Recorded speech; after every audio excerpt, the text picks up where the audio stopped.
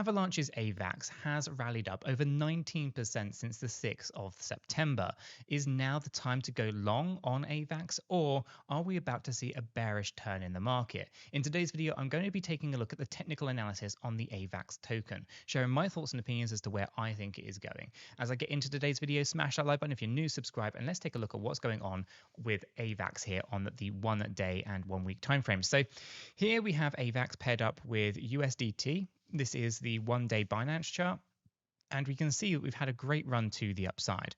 The problem that we have here with AVAX is that we are finding resistance right now. Okay, hopefully this will be short-lived, but if not, you can really kind of see how this could potentially turn in the market. So we can see that we had a wick high yesterday, really taking up that price action a little bit higher. Okay, we saw a high of 24.44, and we have moved down a fair chunk already today, about 3.56% at the point of recording today's video. Now, we are, of course, yesterday we saw a closed position lower than the 50 EMA. That's the blue line that you can see there.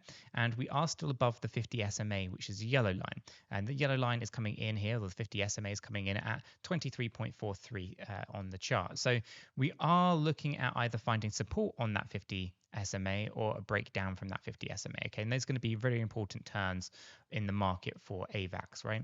Now, if we take a look outside of our structure here in terms of like what this break to the upside means, it is a potential break to the upside, but we do have this upper area that we hit on the 24th of August. Okay, that high was $28 flat. It's unlikely that we're going to be pushing up there. And if we do push up there, there's the real possibility of a double top. And the reason for that is the 200 EMA is also sat up here, currently sat at $29.07. And we can see the equilibrium is also there from a smart money concepts point of view, meaning that if we do get a breakout above the 50 EMA here, right, the blue line coming through, we do have the possibility of going long if we can get a confirmed close and a bullish break there. However, I do think it's going to be short-lived. Still potential there for taking some profits out of the market, but it's possible that actually we have a small breakout only to collapse down before finishing this structure off. I think there's a lot of volatility to be seen here with AVAX, and it's very important that we kind of know what's going on. Now, from our structure from the 6th of September here up to this higher range here, you can really see how we kind of rallied up into that typical area of expectation.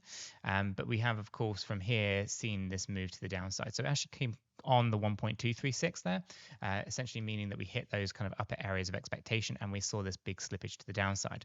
Since then, of course, we did drop down 26.86%. And that looks like it's a part of a bigger structure, right? So we can see quite clearly that we have 3 waves to the upside here, but we can't see very clearly on the daily time frame 3 waves to the downside, meaning that that's a single wave to the downside that we see. This is a relief rally, and then we've got to come back down again. Now, of course, there's many different ways of looking at the market, whether we look at it through Elliott wave theory lens or whether we look at it from pattern analysis. For example, if I come in here and grab a head and shoulder pattern, we could potentially start thinking about the market through the lens of a head and shoulder and start thinking about what that might mean for the market as well, essentially meaning that we do break that neckline and we come down quite significantly. Okay, so lots of different ways of kind of looking at the market, but we can see very similar ideas kind of forming. Essentially, you know, AVAX has had a great run in line with the rest of the market, but it is looking to me like we're going to see slippage to the downside. We're going to start seeing a bit of a pull to the downside on the daily time frame, and we do already have a weak low. That means that there's going to be some better prices for us to dollar cost average into, but it also gives us the idea that we could go short on the market. Okay, so we want to keep a close eye on it. Now, from our momentum indicator, we're already up in this overbought area on the daily time frame. Doesn't mean that necessarily we're going to go straight down today, because it still to me shows that we have a few days up in this range anyway, and we're oversold on the smaller time frames at the point of recording. So it's possible that we do get a break above the 50 EMA here and do start thinking about that double top at $28 and head towards the 200-day EMA. These are true possibilities that I think we need to consider, and one of the reasons that I wouldn't be going short until we get a confirmed breakdown or a confirmed breakout and go long. If we turn the stochastics off and bring on the relative strength index, you can see that we have rallied above the 50 level, indicating that momentum on a trend basis has turned bullish on AVAX's token. Now, or Avalanche's AVAX token, I should say. So it's possible that we do see a bit of a break to the upside, but there's no divergences between price action and the relative strength index. So it's not giving us the idea that there's bullish divergence or hidden bullish divergence or anything like that. And there's no bearish divergence to be seen either. Okay, so it's an interesting one. Now, AVAX has, of course, been in the news recently with its trading volume increasing as well. So there's a lot of really good things going on. Now, in terms of the most recent push to the upside, buying volume did increase, as well as we saw on the way up over here as well, but the volumes overall are decreasing. Okay, so as we kind of have all of this entire structure, volumes are decreasing. Obviously, we had a huge selling pressure over this side. Even after we started to see that little run to the upside, volumes were decreasing as we pushed down, but they haven't really rallied up in any way, okay, shape or form that's of significance. So we know that the volume profiles are not where they need to be just yet, and so that's also helping the more bearish case for Avalanche's AVAX. Okay, but on a bigger macro scale, if I zoom out of this, it's not all that bad. Okay, yes, we're in a bearish structure on smart money concepts. Yes, we've come down quite aggressively on our daily time frame, but we're nowhere near where we were back in 2023. So we still have our bullish trend on a macro scale, in my opinion. If we roll this up into a weekly time frame, you can really take stock of the situation. Okay, I'm going to just push this over there for a second.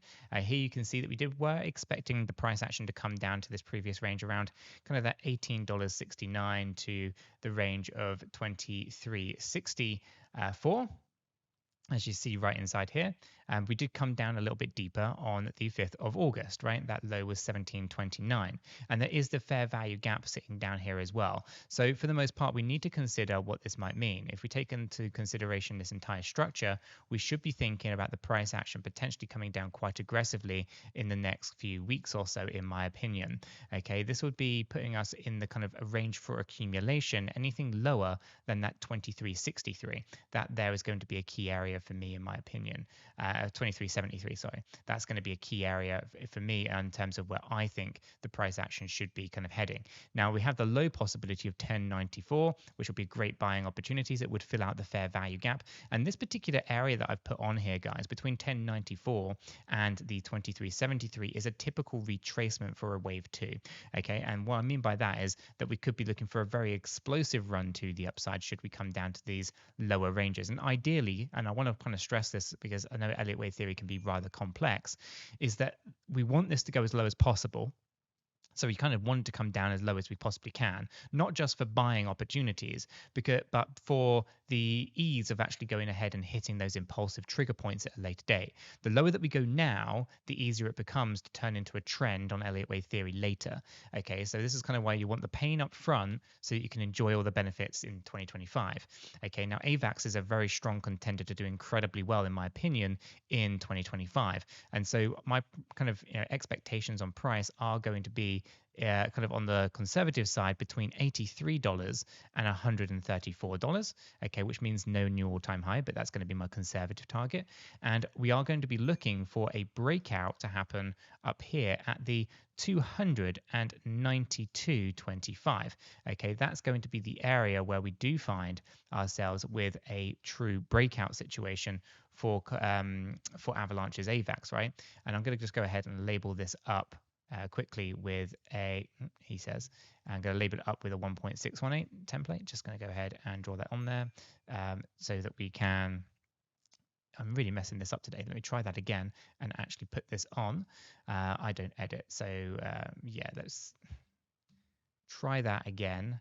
And this time make sure that I actually put that template on and turn it on the weeks. There we go. So there you can see, right, we have the 1.618 and that's going to be the targeted range. So I'm going to go ahead and remove the fib so we don't have that on cluttering up the chart, and you can really kind of see the scale of this thing, okay? So for AVAX, it had a lot of pumps and dumps in the previous cycle. We're going to be looking for, a 1-to-1 to or 1.236 is kind of like my minimum expectations on this from those lows.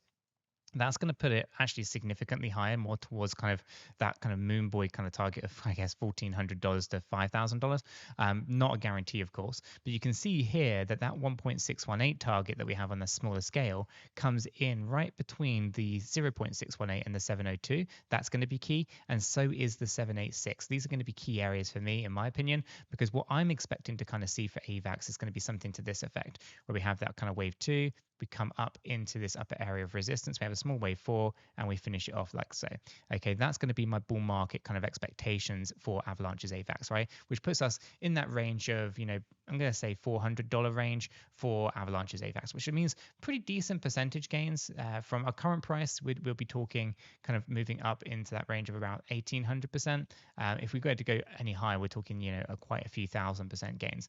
From the conservative side, we'll talk about 200 to 500%, but I expect us to move up significantly further. I think, this is a 10x potential from down at that $10 range. So huge potential, I think, for Avalanche's AVAX. And if we take it all the way from its bear market low up to kind of that kind of 1.618 target, we're talking about 3,300%.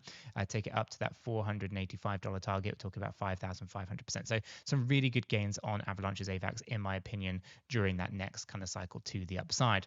But of course, guys, these are just my thoughts and opinions on the data in the charts as I personally see it. Let me know what yours are in the comments down below, or join us in our free Discord server linked in the description. And if you haven't done so already, guys, check this video out right here. It's not one you're going to want to miss.